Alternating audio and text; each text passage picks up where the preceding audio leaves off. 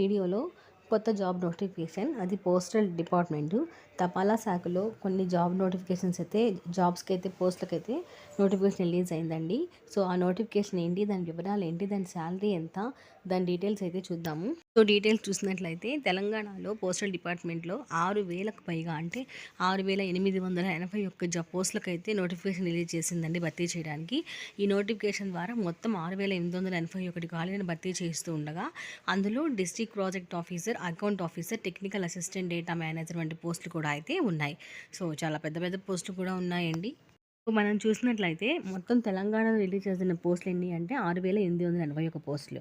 అందులో district project officer పోస్టులు వచ్చేసరికి 93, అలాగే అకౌంట్ ఆఫీసర్ పోస్టులు వచ్చేసరికి 140, టెక్నికల్ అసిస్టెంట్ పోస్టులు వచ్చేసరికి 198, డేటా మేనేజర్ పోస్టులు వచ్చేసరికి 383 పోస్టులు, ఎంఐఎస్ మేనేజర్కి వచ్చేసరికి 626 పోస్టులు, ఎంఐఎస్ అసిస్టెంట్ పోస్టులు వచ్చేసరికి 930 పోస్టులు అయితే ఉన్నాయి. ఇంకా ఉన్నాయండి కొన్ని పోస్టులు.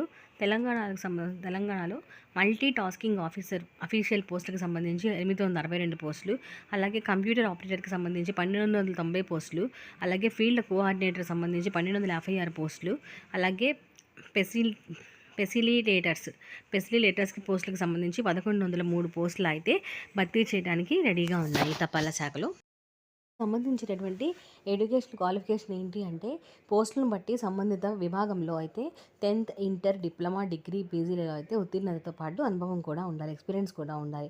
10th కంప్లీట్ అవ్వాలి, లేదా ఇంటర్ కంప్లీట్ అవ్వాలి, డిప్లొమా కంప్లీట్ అవ్వాలి, అలాగే డిగ్రీ కంప్లీట్ అవ్వాలి, పీజీలో ఉత్తీర్ణత అయితే పాటు ఇందులో ఏవైనా సరే ఆయా పోస్టుల విభాగాన్ని బట్టి అయితే మనల్ని సెలెక్ట్ చేయడం జరుగుతుంది.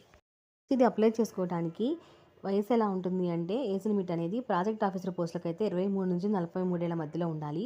అలాగే అకౌంట్ ఆఫీసర్ పోస్టులకు అయితే 22 నుంచి 43 ఏళ్ల మధ్యలో ఉండాలి. నెక్స్ట్ వన్ టెక్నికల్ అసిస్టెంట్ పోస్టులకు, అలాగే డేటా మేనేజర్ పోస్టులకి, ఎంఐఎస్ మేనేజర్ పోస్టులకి 21 సంవత్సరాల నుంచి 43 సంవత్సరాలకి మధ్యలో అయితే ఉండాలి.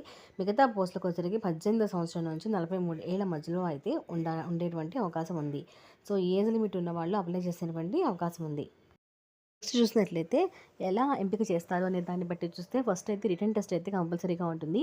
అలాగే అప్లికేషన్ ప్రక్రియ అనేది ఎక్కడ ఉంటుంది అంటే ఆన్లైన్లో అయితే అప్లై చేసేటువంటి అవకాశం ఉంటుంది.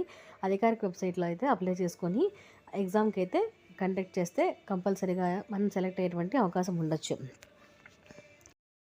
అప్లికేషన్ ఫీజు డీటెయిల్స్లోకి వెళ్తే దరఖాస్తు చేసినటువంటి ఫీజు జనరల్, ఓబీసీ వాళ్ళకి అభ్యర్థులకి 399 రూపాయలు ఉంటుంది. ఎస్సీ, ఎస్టీ వాళ్ళకి, పీడబ్ల్యూడీ అభ్యర్థులకి అయితే 299 రూపాయల వరకు అయితే ఉంటుంది.